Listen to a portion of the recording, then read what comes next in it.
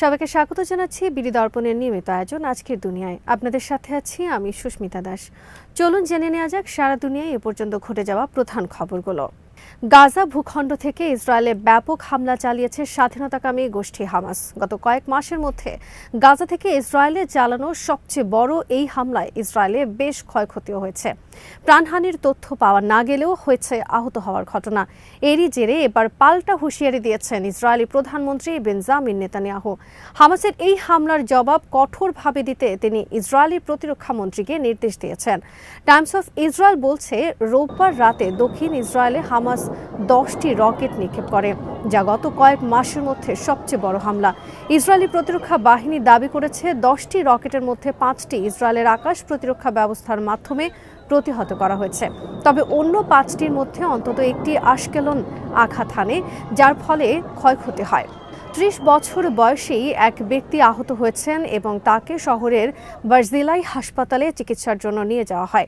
রাত 9টার পরপরই গাজার মধ্যাঞ্চলীয় দেইর আল বালা থেকে উপকূলীয় শহর আশকেলন এবং আশদোদের দিকে রকেট নিক্ষেপ করা হয়।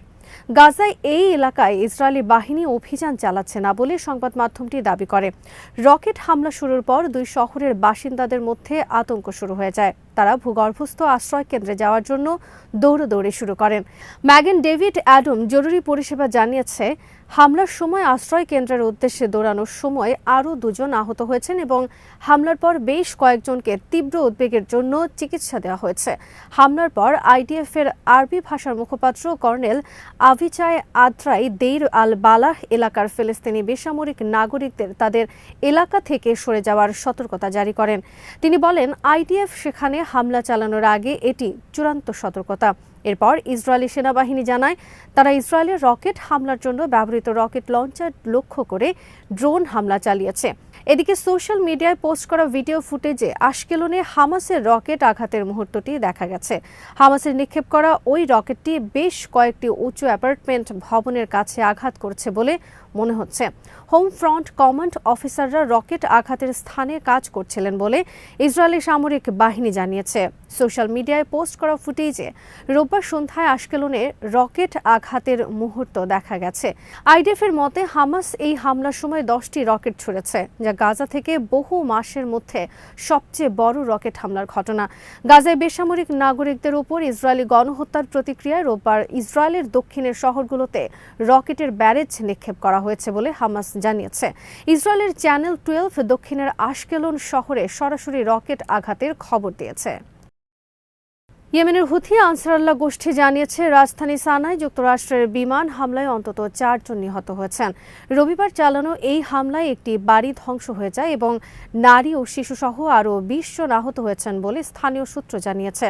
ইয়েমেনের স্বাস্থ্য মন্ত্রণালয় জানায়, সানার বানি মাতার এলাকার আল জাবাল আল আসওয়াদ এলাকায় মার্কিন যুদ্ধবিমান 3টি পৃথক হামলা চালিয়েছে। তবে এসব হামলায় ঠিক কতজন হতাহত হয়েছেন তা এখনও নিশ্চিত নয়। এর আগে হুথিরা জানিয়েছিল, উত্তর ইয়েমেনের সাদা প্রদেশে যুক্তরাষ্ট্রের বিমান হামলায় অন্তত 2 জন নিহত এবং 9 জন আহত হয়েছে। হুথিদের আল মাসিরাহ স্যাটেলাইট চ্যানেলে সম্প্রচারিত ফুটেজে দেখা গেছে, একটি দোতলা ভবন হামলায় পুরোপুরি ধসে পড়েছে। ইসরায়েলের গাজা যুদ্ধ চলাকালীন ফিলিস্তিনিদের প্রতি সংহতি প্রকাশ করে হুথিরা লোহিত সাগরে শিপিং লাইনে হামলা শুরু করলে মার্কিন প্রেসিডেন্ট ডোনাল্ড ট্রাম্পের প্রশাসন ইয়েমেনে বিমান হামলা জোরদার করে। এরপর থেকে ইয়েমেনে হুথি অবস্থান লক্ষ্য করে একের পর এক হামলা চালিয়ে যাচ্ছে যুক্তরাষ্ট্র। প্রতিবেদনে বলা হয়, গত 1 মাসে মার্কিন বিমান হামলায় ইয়েমেনে বহু বেসামরিক নাগরিক নিহত হয়েছেন, পরিবার ধ্বংস হয়েছে, সেনা ঘাঁটি গুঁড়িয়ে দেওয়া হয়েছে এবং হুথি যোদ্ধারাও প্রাণ হারিয়েছেন। হোয়াইট হাউস জানিয়েছে, এই পর্যন্ত ইয়েমেনে 200-র বেশি বিমান হামলা চালানো হয়েছে। হুথিরা বলছে, গাজায় মানবিক সহায়তা আটকে দেওয়ার প্রতিবাদে এবং যুদ্ধবিরতি ভেঙে ইসরায়েল নতুন করে হামলা শুরু করার পর তারা আবারও ইসরায়েল সংশ্লিষ্ট জাহাজগুলোকে লক্ষ্যবস্তু করার ঘোষণা দেয়। গত বছরের নভেম্বর থেকে চলতি বছরের জানুয়ারি পর্যন্ত হুথিরা 100-র বেশি বাণিজ্যিক জাহাজে ক্ষেপণাস্ত্র ও ড্রোন হামলা চালিয়েছে। গাজা উপত্যকায় ইসরায়েলি গণহত্যার প্রতিবাদে ফিলিস্তিনিদের সমর্থনে মরক্কোর রাজধানী রাবাতে সমাবেশ করেছেন অসংখ্য মানুষ।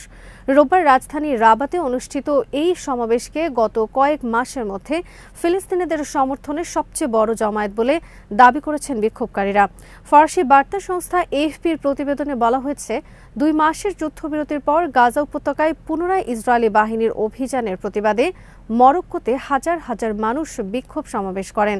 দেশটির বিভিন্ন প্রান্ত থেকে লোকজন এই বিক্ষোভ সমাবেশে যোগ দিয়েছেন। গত কয়েক মাসের মধ্যে রাজধানী রাবাতে সবচেয়ে বড় ফিলিস্তিনপন্থী এই বিক্ষোভের ডাক দিয়েছিল দেশটির ইসলামপন্থী সংখ্যাগরিষ্ঠ জোট জাস্টিস অ্যান্ড ডেভেলপমেন্ট পার্টি। রাবাতে মরক্কোর পার্লামেন্ট ভবন লাগোয়া পঞ্চম মোহাম্মদ এভিনিউয়ে সমাবেশের সময় বিক্ষোভকারীদের ইসরায়েলি হত্যাযজ্ঞের বিরুদ্ধে বিভিন্ন ধরনের স্লোগান দিতে দেখা যায়।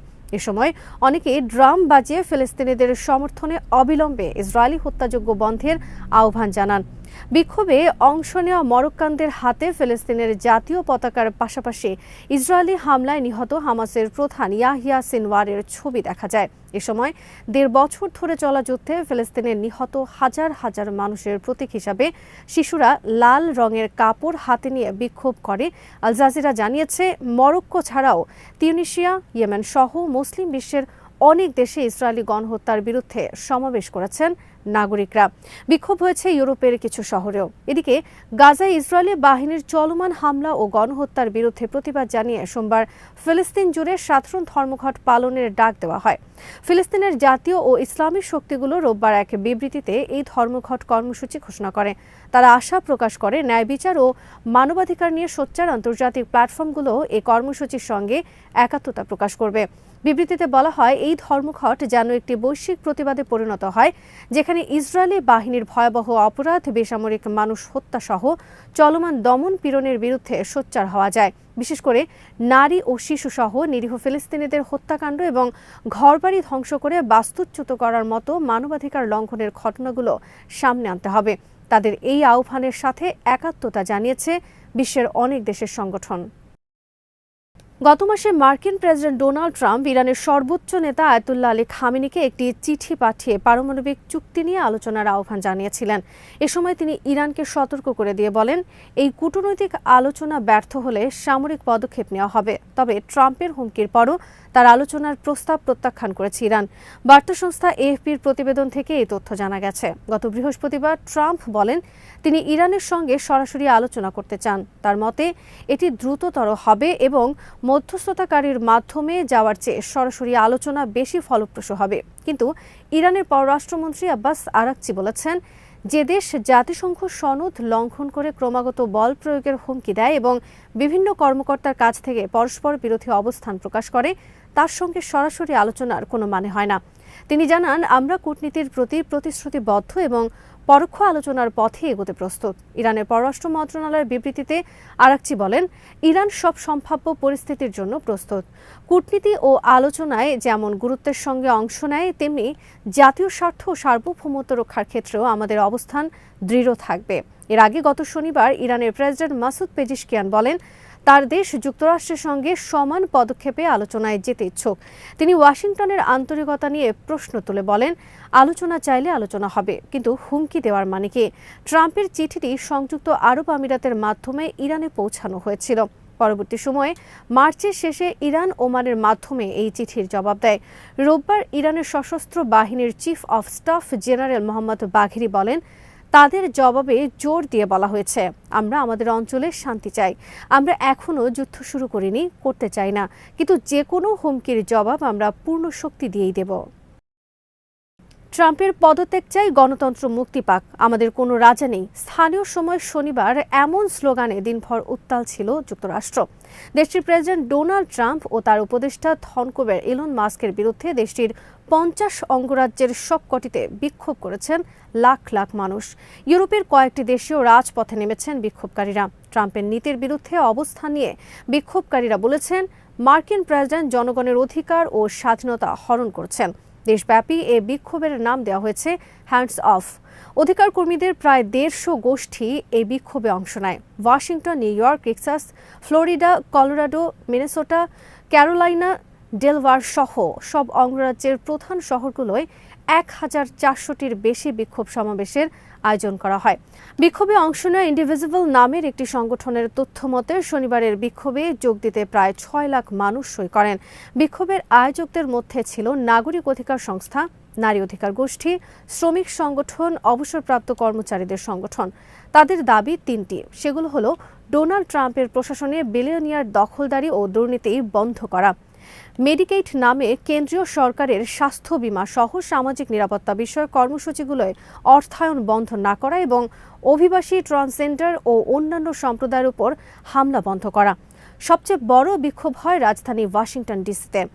সেখান থেকে বিক্ষোভের আয়োজক সংস্থা ইন্ডিভিজিবলের সহ প্রতিষ্ঠাতা এজরা লেভিন বার্তা সংস্থা রয়টার্সকে বলেন, বিশাল এ বিক্ষোভের মধ্য দিয়ে তারা president Trump, Elon Musk, Republican Congress সদস্য ও তাদের মিত্রদের পরিষ্কার বার্তা পাঠাতে চান যে যুক্তরাষ্ট্রের গণতন্ত্রের ওপর কোনো হস্তক্ষেপ মেনে নেওয়া হবে না।